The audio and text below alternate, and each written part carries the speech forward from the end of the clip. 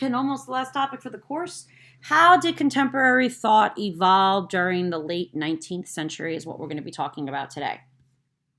So the first question is, why did governments begin to support elementary education? So after 1860, primary education becomes more common in reading, writing, and elementary arithmetic. The hope being that literacy would help the poor to help themselves and create a more productive workforce. Now, once you know how to read, you can read more on your own, which then leads to calls for secondary education.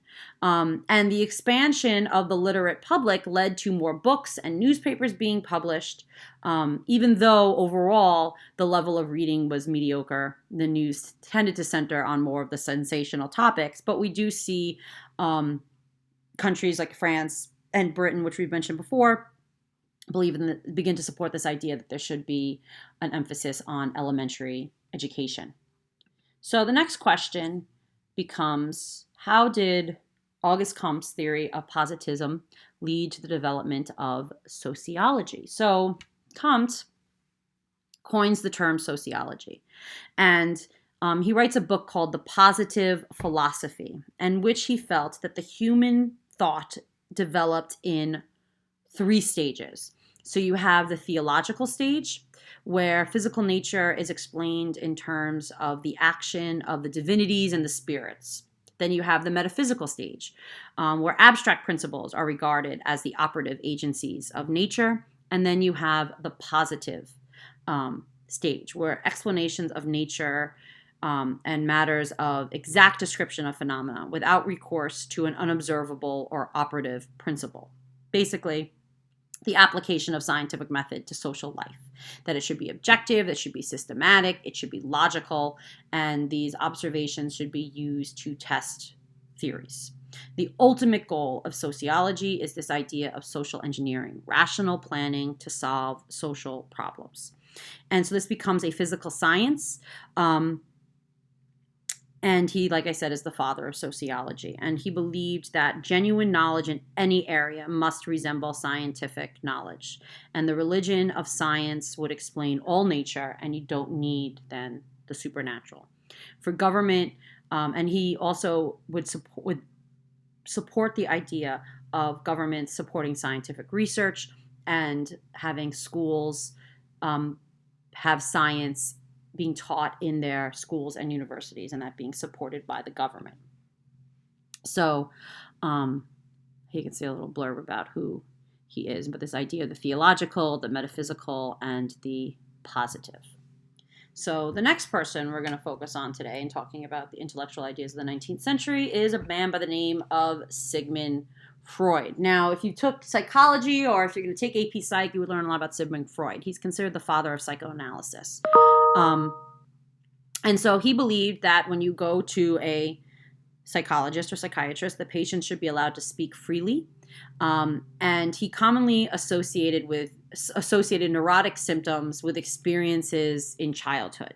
Now, a lot of his ideas have been since discredited, but some of his ideas did kind of influence the way in which the practice of psychology has developed. But he believed that human beings were sexual creatures from birth to adulthood. And he questioned the concept of childhood innocence. A lot of that, like again, it's been disproven. But he examined the phenomenon of dreams because he believed that the irrational content of dreams have a reasonable scientific explanation. So he really much believed in the idea of dream analysis because he felt that in your dreams, your unconscious wishes, desires, and drives that are excluded from everyday life come out. And it's this unconscious drive that contributes to your conscious behavior. He also believed that your mind is an arena of struggle and conflict. And you have these 3 competing things, the id, the ego, and the superego. So he believed that the id was your amoral, irrational ideas, your driving interest for things like sexual gratification, aggression, physical pleasure, like your impulses. And your superego was the external moral imperatives and expectations imposed by society and culture. So basically, you are angry at someone and you want to punch them in the face. That's your id talking. Your superego is saying, You can't punch that person in the face. That's not how you do things. The ego mediates, the impulses of the id and the superego. And so the ego allows the person to cope with your inner and outer demands. Like, this is what your desires are to do, but this is what society is telling you can't do. And he felt that humans attained rationality rather than exercising it, and that civilization is a product of repressed aggressions. And his ideas very much reflected the romantic tradition of the 19th century. And he wanted humans to live free of fear and illusions by rationally understanding themselves and the world. He was very hostile to religion. He felt that that was an illusion, and he wanted to see civilization and human behavior prevail. And he felt that we have to sacrifice our id, our instinctual drives, and that was required in order to have a civilized society. But the idea of, sitting down and just kind of like laying out all your emotions and feelings to a psychologist is very much the idea of Freud. So another prominent person is Nietzsche. So how did Friedrich Nietzsche, and I might be mispronouncing his name, challenge the ideas of morality? So he very much attacked Christianity, democracy, nationalism, rationality, science, and progress. He felt that democracy and Christianity would lead to mediocrity and sheepish masses. And he sought to probe the sources and values in the human mind and the human character. And he wanted to explore how humans created what he said masks of respectable life, and he wanted to tear them away. So here are some quotes. The surest way to corrupt a youth is to instruct him to hold in higher esteem those who think alike than those who think differently. And those who were seen dancing were thought to be insane by those who could not hear the music. Some other quotes from him. In truth, there is only one Christian, and he died on the cross. Man is the cruelest animal. I cannot believe in a God who wants to be praised all the time. Insanity in individuals is something rare, but in groups, parties, nations, epochs, it's the rule. You have your way, I have my way. As for the right way, the correct way, and the only way, it does not exist.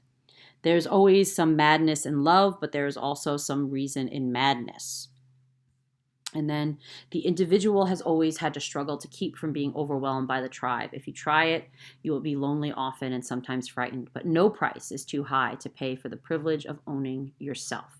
So in 1872, he writes The Birth of Tragedy, in which he talks about the non-rational aspects of human nature, and he felt that they were important and as noble as the rational characteristics. And he felt that if we only limit human activity strictly to the rational behaviors, we would impoverish human life and existence. So very different from Freud's idea of the struggle between the id, the ego, and the superego.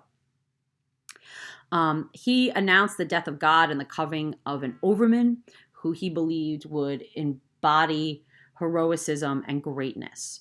And later this was interpreted as the idea of a superhuman or super race, and in some ways co-opted by people like Hitler. But that was not his intention. He was very critical of racism and anti-Semitism, and he wanted to return to the heroicism of Greek life in the age of Homer. And he felt that the values of Christianity and bourgeoisie morality were preventing life from achieving life on a heroic level. And basically, so having all of the rules and structures of society was limiting human capabilities, basically. And he sought to discover social and psychological sources of judgment of good and evil. He felt that morality was a human convention and that had not independent existence apart from humankind. So he felt that Christianity and middle-class respectability should be abandoned. And that humans should create a new moral order, glorifying pride, assertiveness, strength, rather than meekness, humility, and weakness. Here are some other quotes from him. I'm not going to go through all of them. So the last question for today is, how was Christianity challenged in the 19th century? So there's going to be a wave of anti-Catholicism that is going to sweep across Europe during this time period. The anti-clerical Republican left took power, in particular in France, in 1879. And this anti-Catholicism was a remnant of the French Revolution. This group is going to stay in power in France until 1914, and they're going to pass a set of laws known as the Ferry Laws, named after Jules Ferry, who was a major politician in the Third Republic in France. And these were some of the first major attempts at educational reform. So, in the Ferry Laws, only the state could grant degrees, educational degrees, free education in public and primary schools, and religious instruction was excluded from state school curriculum. Unauthorized religious orders were forbidden to teach. Authorized Catholic orders could not teach in French public schools, and the state improved the training of teaching. So we see a separation between the church and the state. But the reason why there's a challenge against Christianity in the 19th century is that a lot of historical and scientific examinations of the Bible and religion caused many to question the validity and the existence of Jesus. Science contradicted the age of the earth, and rational explanations for miraculous occurrences. Basically, science could kind of explain a lot of what would have been seen as a miracle in the past. And the morality of religion was questioned because the Bible is contradictory. God at times can be very cruel and unpredictable, especially in the Old Testament. And the ideas among the upper classes is that the Christianity had lost a lot of its intellectual integrity. As cities grew larger, churches were not built to keep up with how many people. So many people were growing up without religion in their daily lives. And the British government came into conflict with the church, especially also like in France, in the areas of education. So new schools were being formed in Britain without the aid of churches. And that was causing hostility between the two groups. In France, like I said, prior to the Ferry Laws, the priests would provide all the education in the public schools. But now, as we see, there's going to be this division as a result of the Ferry Laws. And we see a repression of some of the religious orders. So Germany, we also see a secularization of education where the independence of the church is kind of attacked. And the church no longer has control over marriage. And we talked about this in regards to Bismarck. So Bismarck tried to take control over the church. In Great Britain, though, we do see a rise in membership in the Anglican Church and other Protestant churches. Now, France believed they had been punished for their sins by their defeat in the Franco-Prussian War. Now, this Christian revival did not largely succeed. There was just too many people because of the population explosion and too little churches that were built. But the Pope Leo XIII, sought to join with the modern age and answer some of the greatest social questions. He felt that employers should treat their employees justly, pay them proper wages, and to organize into labor unions. So the Pope began to set up to really come out as a supporter of the working class. He supported laws and regulations to protect the conditions of the poor. And then Pope Pius X, who reigned as Pope from 1903 to 1914, wanted to see a resistance of all intrusions of modern thought. And he wanted to kind of go back to a more traditional devotional life. So we're seeing this kind of struggle between what role does the church and religion play in these more modern scientific-based societies. So why were these new ideas developing at this time in the 19th century? So I want you to think about that.